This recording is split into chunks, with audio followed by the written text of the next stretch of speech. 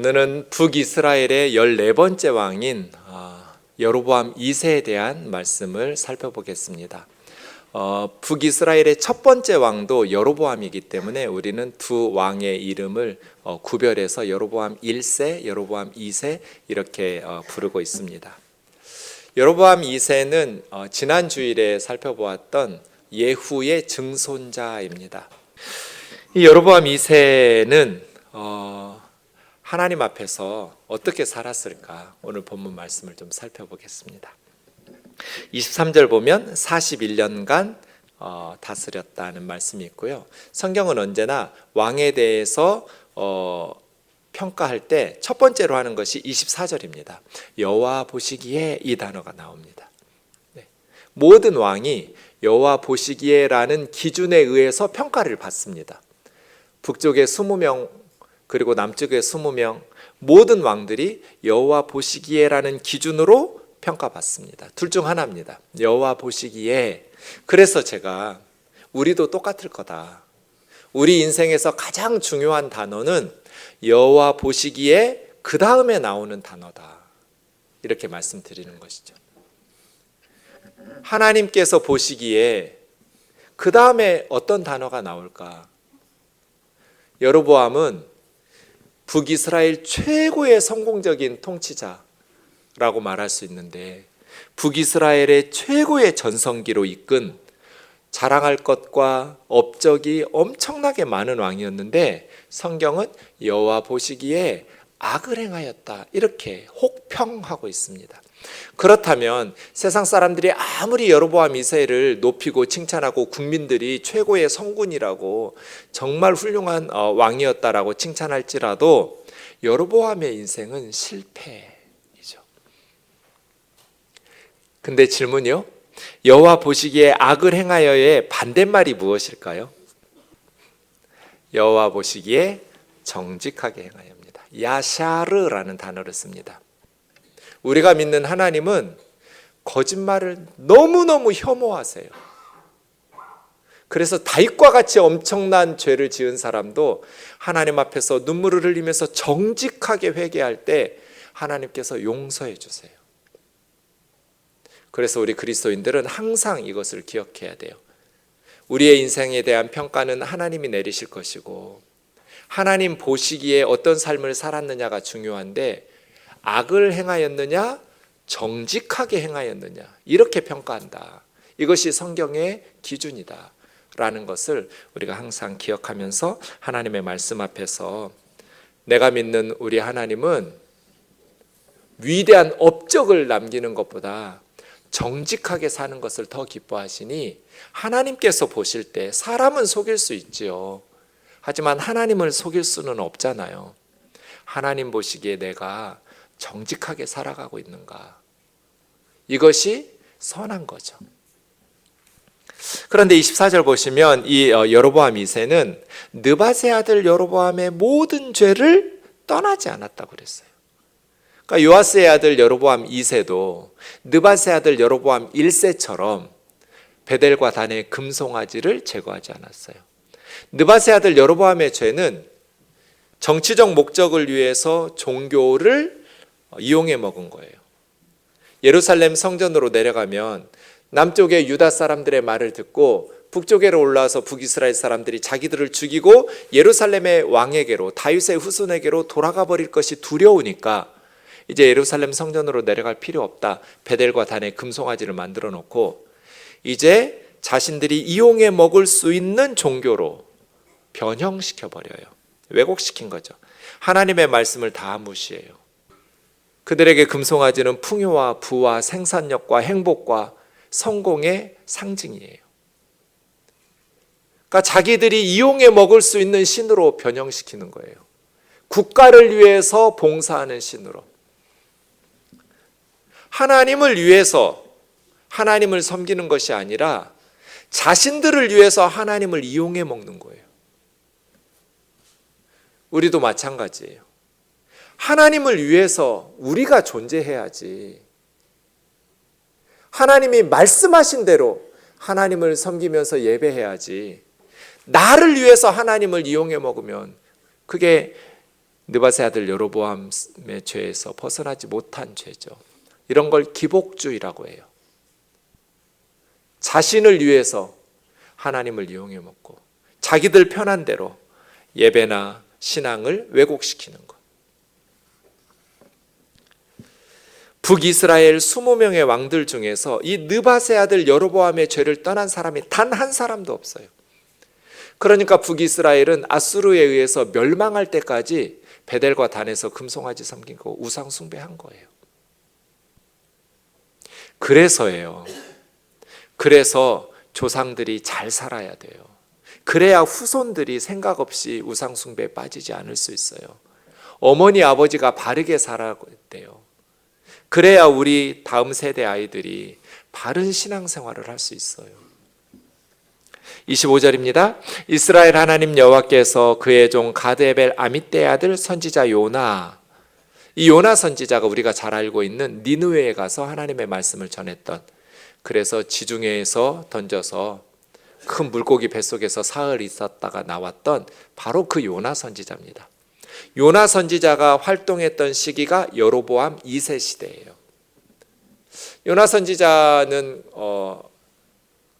북이스라엘 나라에 잘 알려진 백성들에게 아주 유명한 선지자라고 보아야 될 거예요. 요나 선지자가 예언을 합니다. 하나님의 말씀을 이스라엘에 전해요. 하나님께서 우리 이스라엘에게 복을 주셔서 영토를 회복하게 하시는데 하맛 어귀에서부터 아라바 바다까지 확장할 것이다. 전쟁의 승리를 예언하신 것이죠. 하맛 어귀는 솔로몬 통치 때 이스라엘의 북쪽 경계선이에요. 그러니까 여로보암 2세 시대는 솔로몬 시대가 이스라엘 영토가 가장 확장했을 때거든요. 솔로몬 시대만큼 최대 영토를 구가한 게 여로보암 2세 시대예요. 아라바 바다는 우리가 사해 바다 혹은 소금이 많아서 염해 바다라고도 부르는, 거기를 아라바 바다라고 불러요. 그러니까 지금 북이스라엘은 시리아 전쟁에서 승리하고 모압, 암몬 다 전쟁에서 승리하면서 자기들의 영토를 확장하고 조공을 받는 매우 번영했던 시기입니다. 그런데 왜 하나님께서 요나 선지자를 통해서 예언하시더니 여로보암과 그의 백성들에게 이렇게 엄청난 승리와 복을 내려주셨을까? 여호와 보시기에 악을 행했고 느밧의 아들 여로보암의 죄에서 떠나지 않았는데 하나님께서 그들이 경건하고 착하게 살아서가 아니에요. 여로보암 2세 시대에 이스라엘 백성들이 누렸던 복은 하나님의 은혜였어요. 그것이 26절, 27절 두 가지인데요. 첫 번째는 하나님께서 이스라엘 백성들의 고난이 심한 것을 보셨어요. 매인자는 종이죠. 노인자는 자유인이에요. 종이나 자유인이나 고난이 다 심했어요. 왜냐하면 주변국들로부터 계속 공격을 받았어요. 이 표현은 출애굽기에 이스라엘 백성들이 바로왕 밑에서 이집트에서 고난받았을 때 하나님께서 그들의 고난이 매우 심한 것을 보시고 모세를 통해서 구원해 주신 것, 표현이 똑같아요. 하나님께서 여로보암 2세 시대에 이스라엘 백성들이 매인자나 노인자나 주변에 계속해서 핍박하고 공격해서 고난이 심한데 누구도 도와주는 자가 없어서 그 안타까운 모습을 보시고 하나님께서 여로보암 2세를 통해서 이스라엘을 구원해 주신 거예요. 두 번째는 이스라엘의 이름을 천하에서 없애시겠다고 말씀하신 적도 없었기 때문에 하나님의 뜻은 이스라엘을 없애는 게 아니에요. 그렇게 계속 약화되고 주변국들에게 시달리고 고난받다가 사라져버리는 역사의 무대에서 이스라엘이 없어지는 것은 하나님의 뜻이 아니었어요. 그래서 하나님께서 이스라엘을 여로보암의 손을 통해서 구원하시기로 작정하시고 복을 쏟아 부어주셨어요. 이제 여로보암 2세에 대한 마무리가 28절 29절입니다. 남은 사적 행한 모든 일 쌓은 업적 하맛이나 또 다메섹을 회복한 것은 이스라엘 왕 역대지략에 기록되어 있으니 참고. 지금은 소실되어서 어떤 내용이 역대지략에 있는지 모르겠지만 왕조실록처럼 그러한 기록들이 남아 있었고 그것을 참고했다라는 것을 열왕기서 기자는 밝히고 있죠. 여로보암도 그의 조상 이스라엘 왕들과 함께 잠이 들고 그의 아들 스가랴가 대신하여 왕이 되었다. 여로보암 때 하나님께서 전무후무한 복을 쏟아 부어 주셨어요. 정치적으로 안정되어 있고 경제적으로 풍요로웠고 그냥 전쟁하면 승리했어요. 그래서 많은 영토를 확보했고 많은 나라를 정복해서 조공을 받기 시작했어요. 태평성대를 누리던 그러한 시대가 여로보암 2세 시대예요. 그러면 여로보암 2세 시대에 이스라엘 백성들은 어떻게 살았을까요? 북이스라엘 최고의 전성기인데 하나님께서 그냥 복을 쏟아 부어주시기로 작정하신 것 같아요. 하나님께서 그냥 넘치도록 복을 부어주셨어요. 저는 이 여로보암 2세가 이스라엘 역사의 마지막 기회였던 것 같아요. 지나놓고 보니 그래요. 여로보암 2세가 죽고 나서 그의 아들 스가랴가 왕이 되었어요. 그런데 여로보암 2세의 아들 스가랴는 6개월 만에 살룸이라는 신하에 의해서 죽임을 당하고 반역이 일어나요. 그래서 여로보암 2세는 41년을 통치했는데 그의 아들은 6개월 만에 죽임당하고 쿠데타가 일어납니다. 그 살룸이라는 왕도 1개월 만에 다시 므나엠이라는 왕에 의해서 쿠데타가 이루어지고 신하에 의해서 므나엠이 새로운 왕이 됩니다. 그러니까 여로보암 2세 이후로는 계속해서 쿠데타와 반역이 반복되면서 그냥 나라다운 나라를 유지하지 못하고 모든 영토 다 빼앗기고 국력을 상실해 가면서 결국은 아수르에 의해서 멸망하게 됩니다. 그러니 여로보암 2세 때가 이스라엘 역사의 마지막 기회였던 것 같아요. 하나님께서 작정하고 부국 강병의 나라로 만들어 주셨거든요. 그러면 하나님께서 작정하시고 복을 쏟아 부어 주셨던 이 여로보암 2세 시대에 이스라엘 백성들은 어떻게 살았을까? 오늘 열왕기서에는 7구절밖에 없기 때문에 그 시대 백성들이 어떻게 살았는지 우리는 알 수 없어요. 그런데 선지서들을 보면 알 수 있어요. 우선 첫 번째로 살펴볼 것이 호세아서입니다. 호세아서 1장 1절에서 9절 보시면 우선 호세아 선지자는 여로보암 2세가 통치하던 시대의 북이스라엘의 선지자였다라는 것을 1절에서 밝히고 있어요. 여로보암 2세 시대 선지자예요. 근데 호세아 선지자에게 하나님께서 이상한 명령을 내리셨어요. 총각 호세아 선지자에게 너 독신으로 살지 말고 결혼하라고. 그런데 음란한 와이프를 결혼하라고. 얻어서 결혼해라. 그 이유를 설명해요. 이 나라가 너희 이스라엘 나라가 여호와를 떠나 크게 음란하기 때문이다.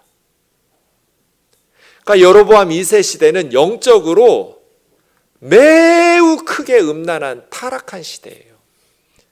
그래서 호세아 선지자가 하나님의 말씀대로 디블라임의 딸 고멜이라는 여자를 아내로 삼죠. 꼬메르라는 이름은 까마르라는 단어에서 나왔는데 까마르라는 단어는 끝이라는 뜻이에요. The end. 그래서 고멜은 그냥 끝내주는 여자, 끝까지 다 간 여자예요. 끝. 고멜과 호세아 선지자 결혼해서 아이를 낳습니다. 첫째 아이를 낳는데 아들이었어요. 하나님께서 선지자에게 네 아들을 이스르엘이라고 이름을 붙여라. 이스르엘은 도시 이름이에요. 예후가 지난주에 살펴본 것처럼 이세벨과 또 아합의 아들의 신하들을 다 죽인 곳이 이스르엘이에요. 그러니까 이스라엘 사람들에게 이스르엘 하면 굉장히 이상한 저주받은 도시니까요. 소돔과 고모라라고 이름 짓는 것 같다고 생각하시면 돼요. 당시 이스라엘 사람들에게는. 왜 이런 이상한 이름을 짓게 하셨냐면 조금 후에 내가 이스라엘의 피, 억울하게 죽임당한 그들의 피를 예후의 집, 여로보암 2세는 예후의 증손자잖아요. 예후의 집 왕조를 무너뜨릴 뿐 아니라 이스라엘 족속의 나라를 폐할 것이다. 여러분, 이스라엘 백성들이 호세아 선지자의 메시지에 귀를 기울였을까요? 코웃음을 쳤을까요? 네, 코웃음을 쳤어요. 왜 코웃음을 쳤을까요? 나라가 지금 너무 잘 되니까요. 예후의 집이 망한다고? 전 국민이 지금 여로보암 2세 예후의 증손자를 칭찬하고 역사 이래 누려본 적이 없는 태평성대를 누리게 하는데요, 저 예후의 집이 무너져요? 상상할 수도 없는 일이에요. 여러분, 하나님께서 전무후무한 복을 주시고 이스라엘에 정말 최고의 태평성대를 주시는 하나님의 복을 누리는 이스라엘 백성들이 이 태평성대가 하나님의 은혜라고 생각했을까요? 그렇지 않았어요.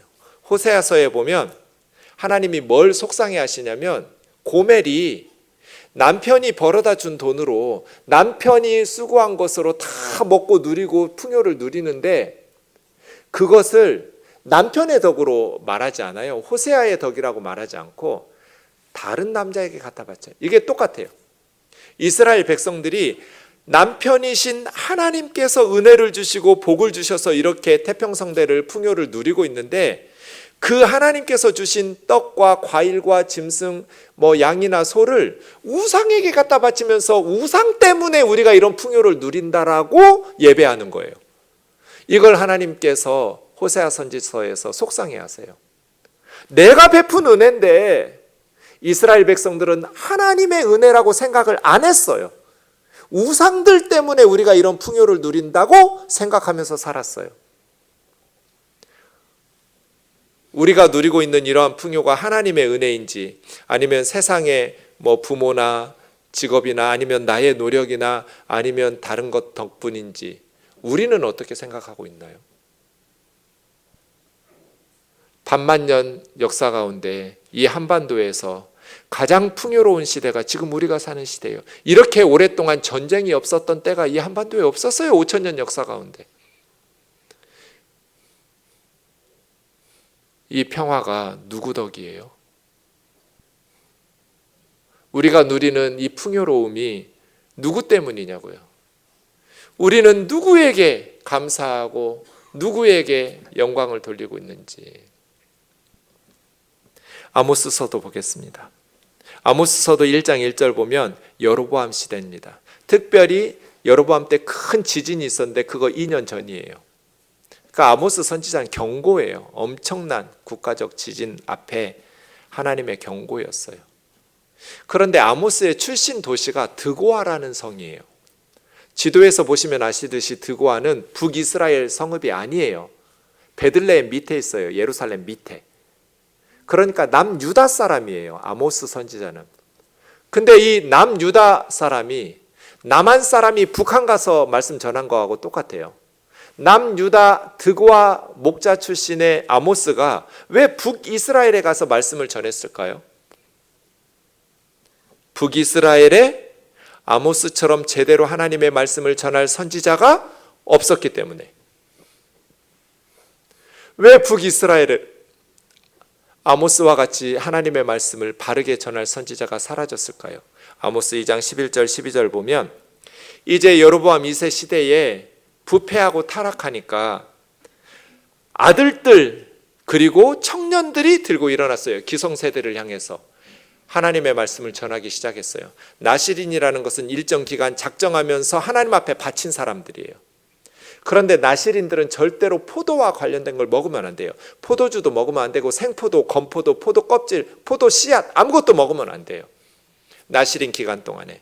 그런데 아들들이, 청년들이 나실인으로 헌신하면서 기성세대의 죄악을 폭로하니까 기성세대들이 이 청년들에게 강제로 포도주를 먹여서 너 이제 포도주 먹었으니 나실인도 아니야, 파괴시키는 거예요. 선지자들에게 명령하고 위협하고 협박해서 계속해서 그렇게 떠들면 죽을 줄 알아 하고 입을 막아버린 거예요.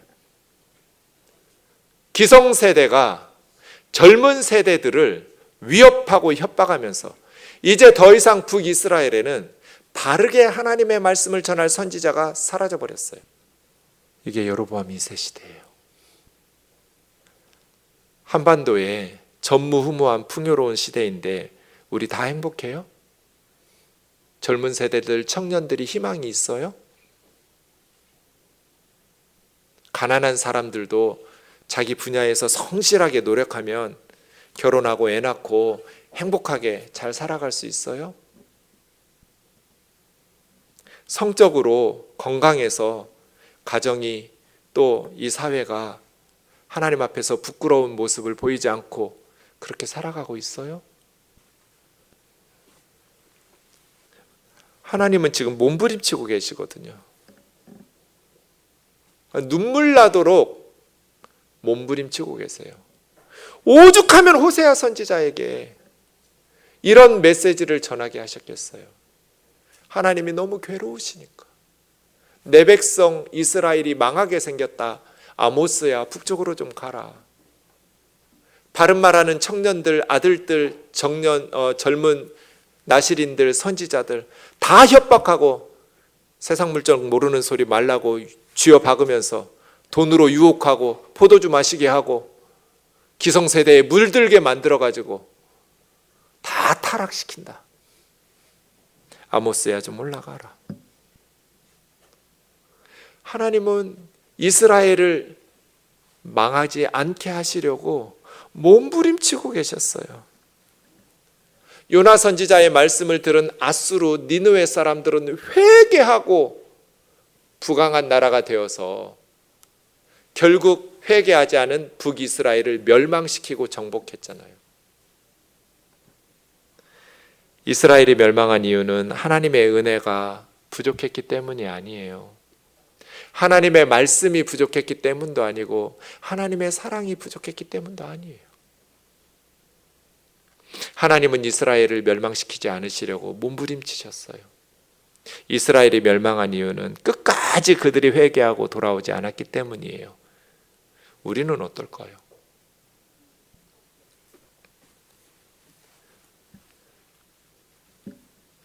언제나 회개는 나부터 하는 거죠. 다른 사람이 아니라 말씀의 적용과 회개는 나부터 시작해야 돼요. 나는 지금 하나님의 말씀 앞에서 바르게 살고 있는가? 세상의 성공을 위해서 안달복달하면서 하나님을 버리고 세상을 향해 나아가고 있지는 않은가? 서울에 못 가더라도 바르게 가야 되는데 수단 방법 가리지 않고 뭐로 가도 서울만 가면 된다는 세상의 정신에 나는 유혹에 넘어가고 있지 않은가? 타협하고 있지는 않은가? 말씀을 마칩시다. 여로보암 2세는 북이스라엘 최고의 전성기였습니다. 그런데 성경은 단 7절로 끝냅니다. 저는 이것이 천둥소리 같아요. 그냥 23절에서 29절 7절밖에 없어요. 아마 세상 역사가들은 여로보암 2세에 대해서 할 말이 많았을 거예요. 41년 동안 가장 오랜 동안 통치했어요.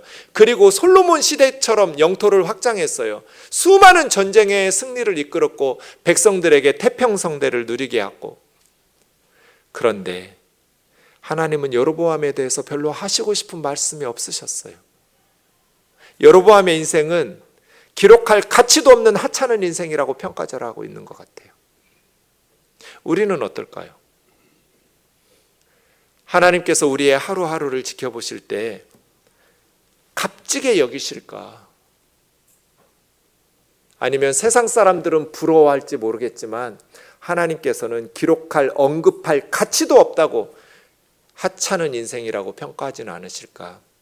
비록 세상 사람들이 몰라주는 평범한 시민의 삶을 산다 할지라도 전심으로 하나님을 사랑하고 하나님을 기뻐하고 하나님께 감사하면서 하나님의 은혜를 힘입어서 살아가는 저와 여러분 되기를 주의 이름으로 축원합니다.